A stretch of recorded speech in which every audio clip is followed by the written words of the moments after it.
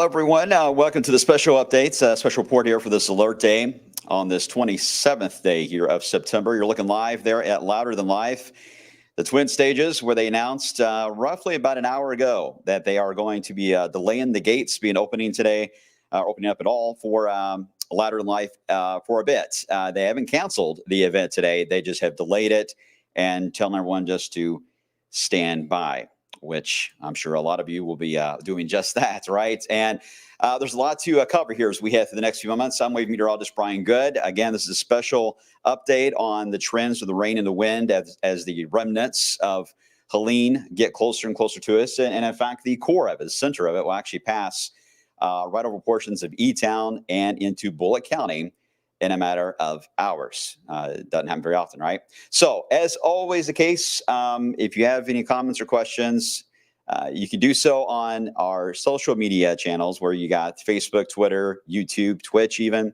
You have the ability to ask questions or comments. And if you're all watching on streaming on the phone or on our streaming service like Fire Stick or Apple TV, you can't comment. You don't even see them come up. I'll try to reference them, though, as people ask questions. You can always watch it back later as well on the social media side.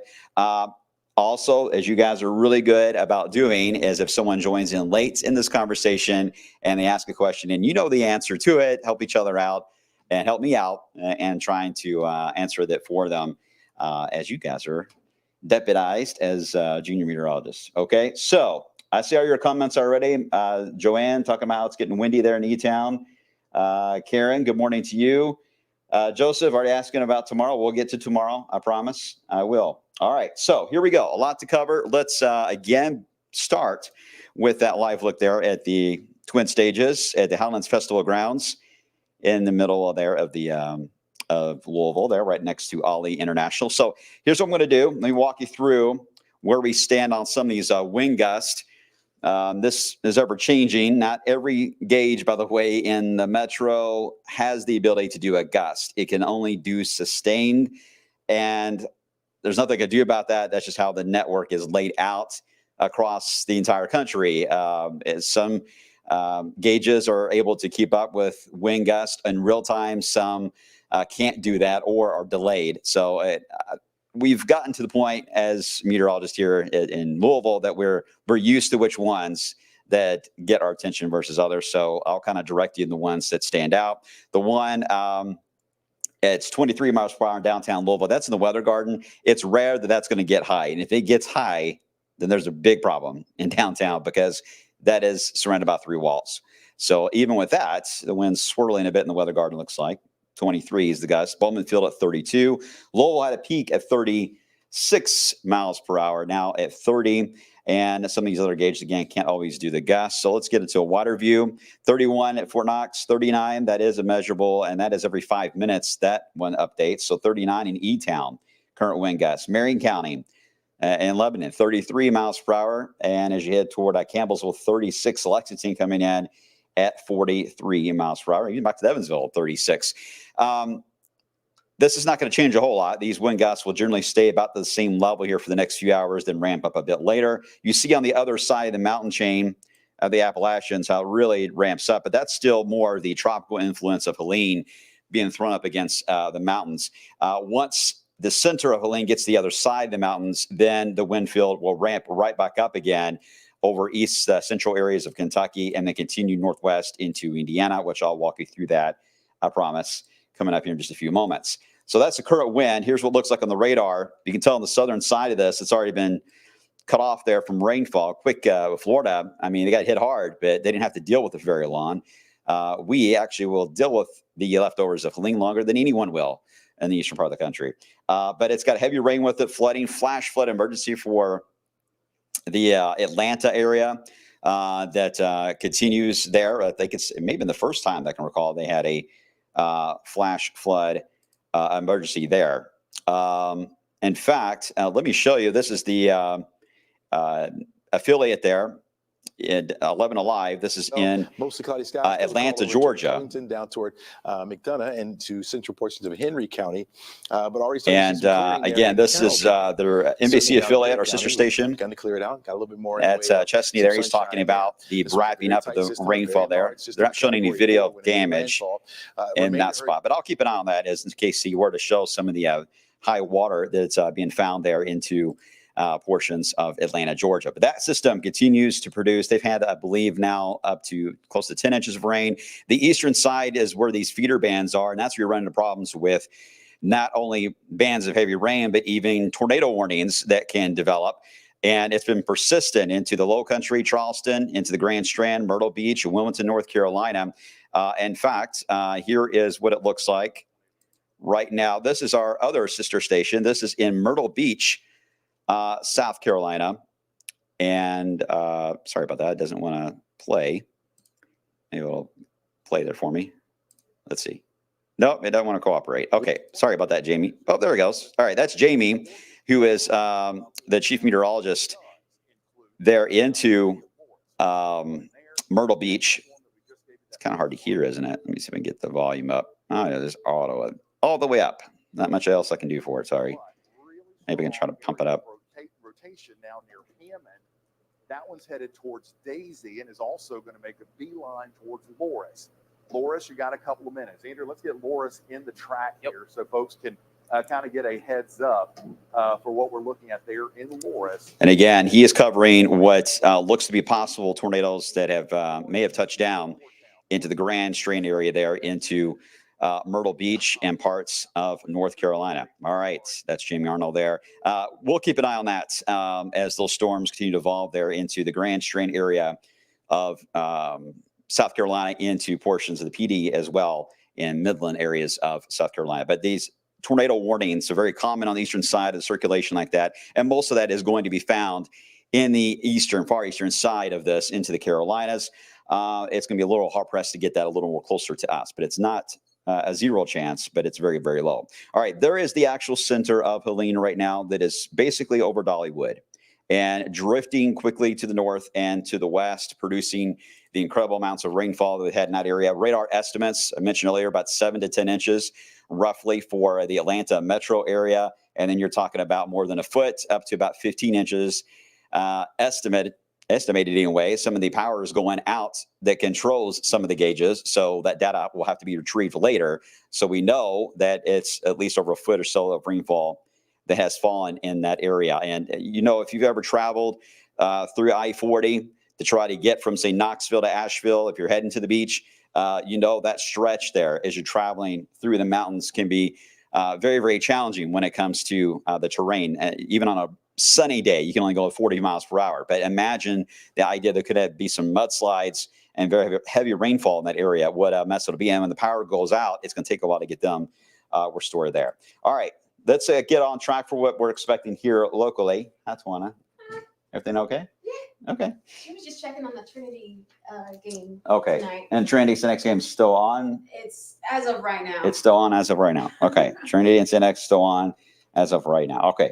So here is the radar for us. And it's really a combination here of the boundary that was here earlier in the week that I nicknamed Bob, that has been around because I just felt bad. Everything needs a name, I think, now. But anyway, Bob, still lingering, but it's the one that produced the tornadoes in Clarksville on Tuesday. It's blending already. The merging of it and Helen is happening here. Helene, and it's like having your own studio audience. It's great. Except that when I try not to be funny. Okay, here is the center of Helene.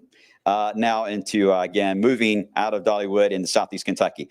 Now, as it moves to the north and west, based on the circulation, right in the middle of that is where the wind basically goes down to, I don't want to say calm levels, but lower than, say, 10 miles per hour. It really drops off significantly.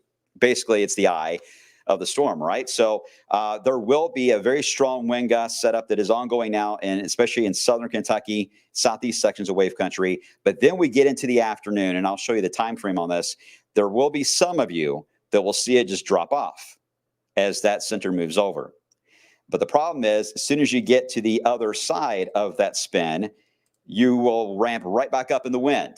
So initially today, the wind is coming in from the east northeast at a very strong rate. You may get that brief little break in the eye, and when the wind ramps back up, it is a strong southeast wind. So that's where some problems could come in with tree damage, as the trees have been holding on, trying to brace there for this northeast wind all day long, and then suddenly within an hour, it shifts. And if the ground is very much waterlogged, which it is, we've had a solid inch of rain everywhere. Everyone watching, solid inch of rain so far. Some of you much more than that, but at least the baseline is an inch. So with that saturated ground, it can loosen the tree up. So sometimes in those scenarios, we get a lot of our tree damage when that wind shift can certainly happen, but that'll be a bit later. So really my thinking on this for the next few hours is going to be windy. It is a mess on the heavy rain and the road side of things, but it's really the time period of roughly 1 o'clock through about 6 p.m. that concerns me, that there's a lot of question marks on just how strong the wind could get. In some areas, it may not get very strong at all. So that's what we're trying to work through. Even this close to the event, we're all just pouring over the data and looking at trying to figure out, okay, maybe this section of wave country, no, maybe this section, and maybe at this time. We're fine tuning all those details. I don't want to give you too much info to where it's overwhelming and you get confused, but this is why we do the blog, right? And we stream, as I have a chance to try to explain my thoughts as much as I can before we get into television time. Okay, so that center is what we're going to be watching as it moves to the north and west. Rain total so far. Again, some of this is since midnight. Some of this is 24-hour. Don't explain to me why the gauges are always like that, but they are. But it is a solid inch of rain that we're talking about. Louisville is certainly over the 1 inch mark, but several of you over 1.5 inches, 2 inches so far that have fallen. I think officially since midnight, Louisville is at 8/10, getting close to the 1 inch mark. But if you add before midnight, it's certainly over 1 inch. Either way, the heavy rain bands will continue to move in as we head throughout the day. With this little dry slot that develops, and again, this is a mix of the eye itself from Dollywood moving northwest and something else that we don't talk too much about, and that is the downsloping of that wind, that dry slot that I was referring to that may develop this afternoon. Rain shadow, if you will. It's basically just the process of where there's so much water going up the mountain chain on the eastern side here of the Appalachians. Let me kind of show you. Let me move over. The eastern side there of the Appalachians, the rain going smack up against them just is tremendous. But notice right on the other side of the mountain chain. Let me zoom in. You see this a lot on the radar in the Rockies, but you get into Virginia. There's the flood warnings. Let me back out of that. Sorry. But look how the rain just does not stay at that intensity. It basically just dumps itself right on the windward side there of the upslope of the mountains as that flow from Helene pushes the water up against it. And then it comes down the other side. But when air sinks like that and comes down off of being high up and then drops, it causes a drying trend. Our concern is that we're going to have a combination of the drying trend pushing toward us and the center or the eye at the same time. And that combination is where things get a little confusing this afternoon on how that is going to impact the wind gust across Indiana, Kentucky, and Southwest Ohio as that pushes in for the afternoon window. That's our main challenge we've got. So let me show you how we're going to dissect that. We'll begin with cloud cover. This is one of those days that if we were to get those breaks in that dry slot, if we were to get any hint of sun at all, it would be a bad thing. It would ramp up the wind easily over 60 miles per hour, perhaps even a touch higher. We don't want that. We want to stay cloudy and overcast. And the longer we stay very much cloudy and overcast, which is likely the case for a lot of you for today, that prevents those really strong winds that are about 90 miles per hour just above our heads from getting down to the tree line. It will keep them a bit above our head. Any area that sticks up higher, even Floyd's Knobs, even parts of East Kentucky that are a little bit higher up, you're a little more into that strong wind belt. So your wind gusts for sure are going to be higher than everyone else. But in some cases, there is an opportunity that wind could be pushed down to the tree line. The most common way for that to happen is what we call the mixing of the air, where you get some dry air involved. That can cause that wind surge to happen. But right now, looking at the satellite and then just saw the radar, we're so socked in with moisture at the moment that we're dealing with just gradient wind, which has been holding steady roughly in the 40 mile per hour range has been the most common so far that we've seen. So I think that's not damaging. It's annoying, but it's not damaging. But this afternoon, there's that chance that could change without much of a heads up. So that is the complexity that the Weather Service has had on trying to get these alerts out. So that's why they upgraded to a high wind warning, which is rare to see that. I think I only witnessed one for so many years. And then we had two back to back from the March and April wind events. And then here we are with another one. So this is quite a few in a short amount of time, but they're rare to see a high wind warning like that. But anyway, they issued it based on the direction here of where that dry slot in the center of Helene will be tracking, but especially the dry slot on the northern side of the center itself is going to, again, go right over E-Town, Bullitt County, roughly in this direction, and then it'll backtrack to west of Nashville. That's one of its final stops it'll make in the next 12 hours. But as it makes that turn and curve across Kentucky and passes over us, it's that northern side of it that's where your strongest of winds will occur. And if there's any dry slotting happening at the same time that center is passing over E-Town and making that turn, that combination will allow for about 2, maybe 3 hours of very strong wind. But that's really the only concern we've got on damaging wind is just that window. I don't see a problem right now, and I don't see a problem even after this. But for that window this afternoon, we just got to be ready and on guard that potential is there. And let's hope that the reality is tamer than what the data has been telling us. So there they are, alerts that are out. It will stay windy, by the way, all the way through tomorrow. I'll show you the gust here in just a few minutes, but there's the official high wind warning roughly around Louisville and southeast and northwest of the Louisville metro. Okay, so let's get into the wind forecast. It's got us at 2:30 this afternoon. This is one of the high res models. This just updated, by the way. So it's trying to push us at 51 miles per hour, but you see what it's doing with that bit of a dry slot here that tries to work in. It's trying to push some spots over 60 miles per hour. Here's the eye. Watch what happens in areas that get under that calmness in the eye. There's only a few cities that got in that frame there, but Munfordville, for example, dropped down to 19, Marion County at 51, Columbia at 54. You ramped right back up. But remember, when you ramp up, it'll be a southeast wind this time when you ramp back up on the other side of that eye passing through. Meanwhile, we're still watching what happens here on the northern side of this as it passes on by. If we stay very rainy during this period and cloudy and overcast, these numbers may be too high. But if we end up with a drying out period that happens, they could go up. And certainly if we dry out and get even just hints of sun, guys, just a glow, that would be enough to indicate that some mixing could happen. You don't have to go blue sky, but just even a thinning of the clouds would do that. And the data still hints that is possible. So that's why we can't let our guard down entirely. All right, we get into 8 o'clock tonight. Here's a snapshot. Here's the calm eye, if you will, has already passed by fast. So the wind is already back up again. For those of you that had a brief little drop, it's going to feel weird, guys. It's going to feel weird. And if you're in that area of southern Kentucky today, you're going to just see the wind go wild for a while, and then just nothing for like maybe 45 minutes, and then it ramps back up again. So it's going to be a little weird. And the pressure is going to drop. So if you're sensitive to pressure drops, it will be below, I'm thinking, depends on what kind of a lot of you use your mercury barometers, your inches barometers for pressure.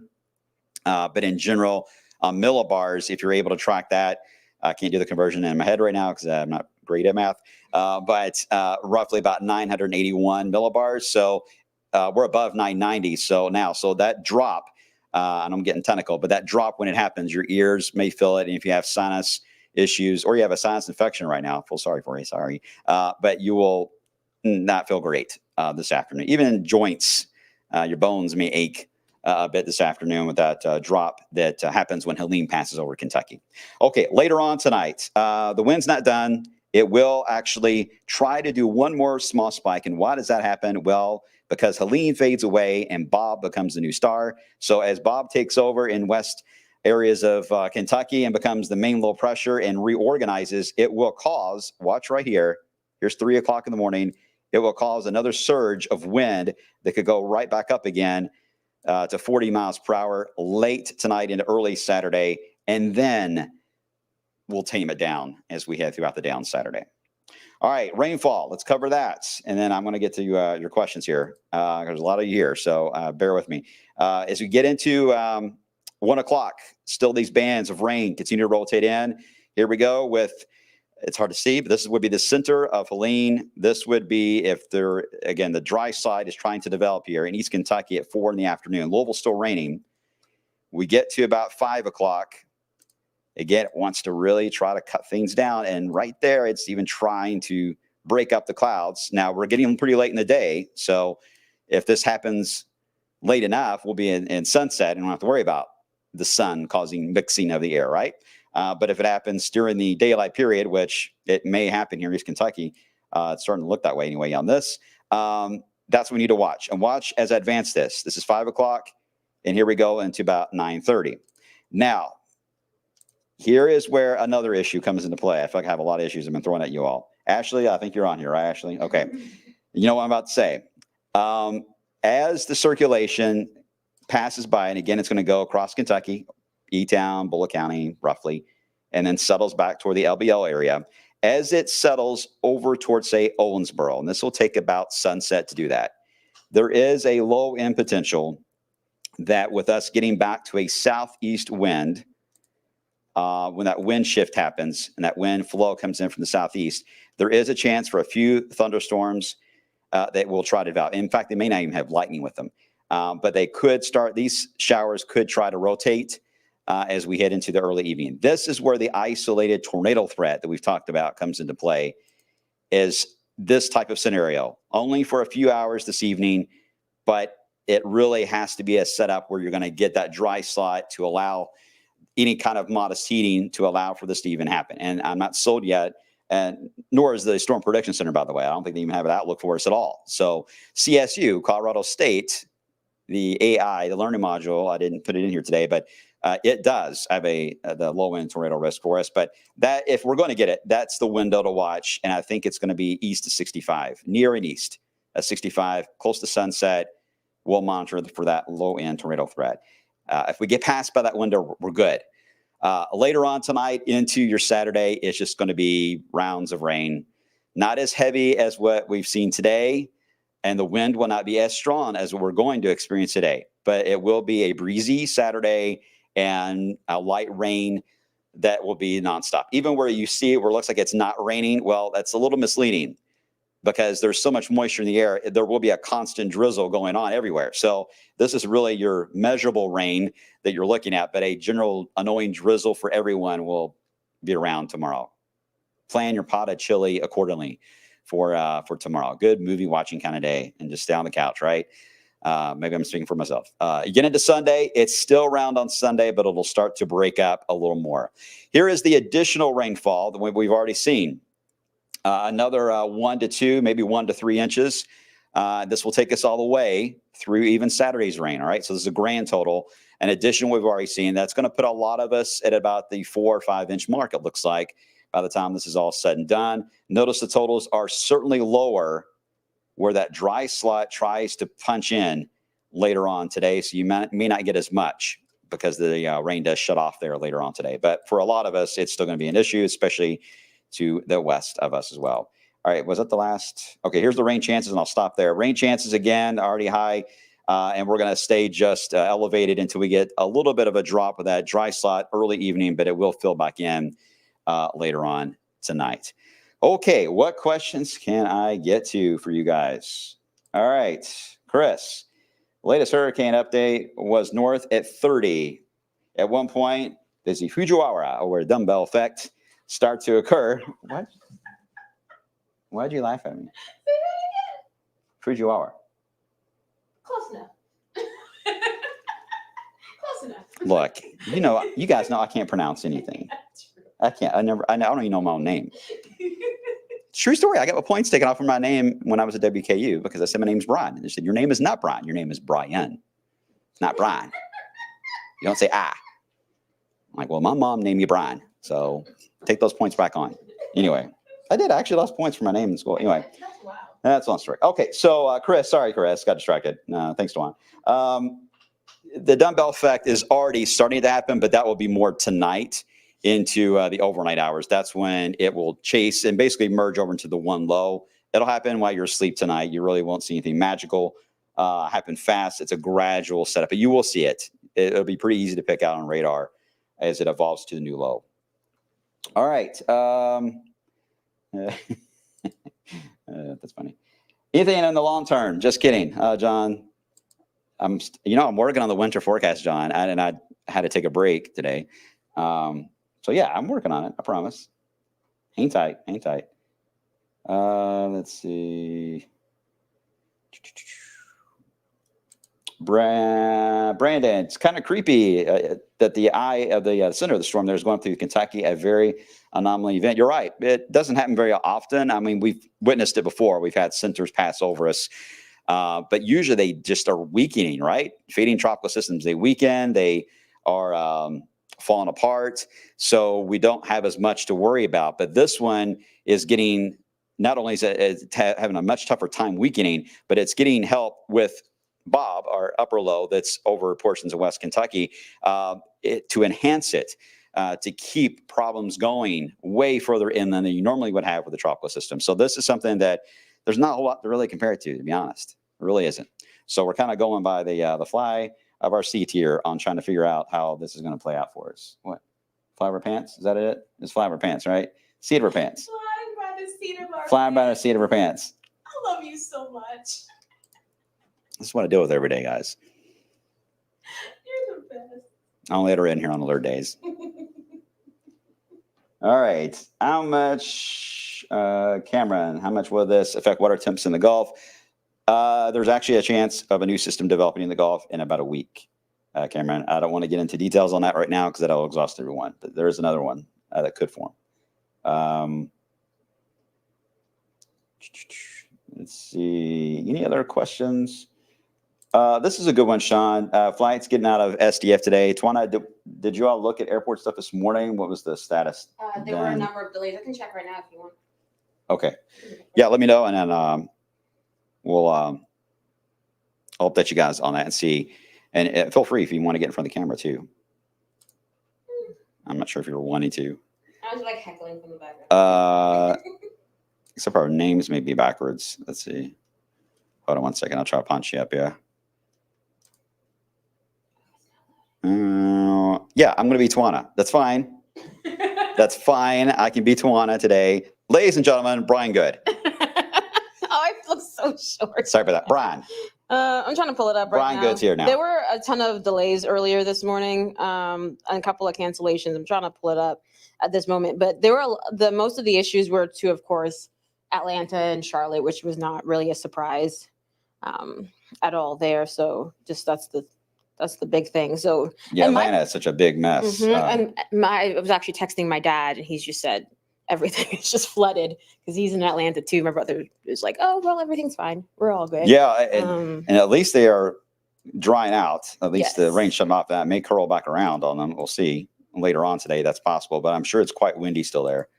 Be on the southern side of Helene, and you see still those tornado warnings there into the Carolinas. But look at that. The entire Commonwealth is just locked in either a light or a moderate rain at the moment. My thing is that anyone who is flying, that turbulence is going to be absolutely awful.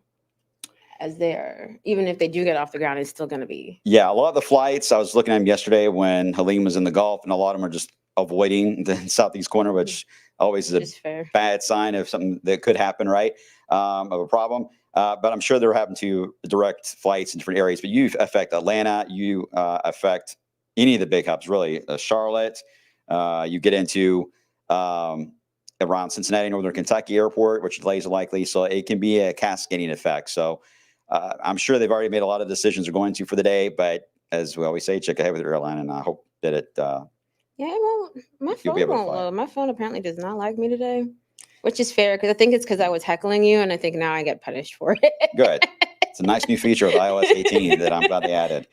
All right. Will the high wind warning, this is from Sarah, will the high wind warning be extended to the south?